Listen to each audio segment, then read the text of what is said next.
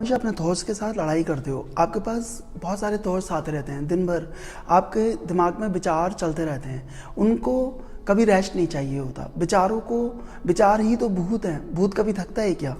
भूत कभी नहीं थकेगा। जिसके दिमाग में जितने विचार होते हैं वो उतना ही खुरापाती हो जाता है। आपने देखा होगा, भूत कोई दूसरा भूत नहीं है। भूत का मतलब है आपके विचार इतने बढ़ गए, उल्टे सीधे हर तरीके के। और विचार बढ़ने से भी आपका कुछ नहीं बिगड़ता। आपका कब बिगड़ता है? जब आपका कंट्रोल खो जाता है उन विचारों से। और जब विचार ज़्यादा हो जाएंगे तो आपका कंट्रोल कहाँ होगा?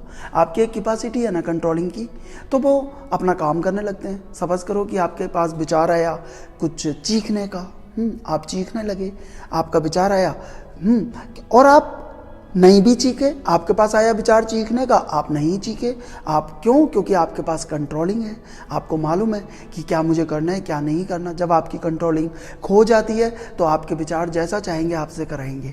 आपके विचार आपको चिखवाएंगे, आप चीखोगे। क्यों? क्योंकि अब कंट्रोलिंग खो गई है। जब ज़्यादा विचार बढ़ जाते हैं तो ऐसा ही होता है, जिसे हम भूत प्रेत बोलते हैं। कोई चीखने लगता है, किसी के अंदर इतनी एनर्जी आ जाती है, चिल्लाने लगता है, वो भूत प्रेत समझ लेते हो आप लोग कि वो भूत प्रेत है। और वो सिर्फ विचार करा रहा है कि अब उसका कंट्रोल उसके विचारों पे नहीं रहा। अब उसका दीवार पे घूंसा मारने का मन करेगा, पंच मारने का मन करेगा, वो पंच करेगा, दीवार को मार देगा। क्यों? अब कंट्रोलिंग नहीं रही। जिसे हम भूत प्रेत या ये सब बातें बोलते हैं, हवा का चक्कर है या ये है, यही होता है। एनर्जी है ये।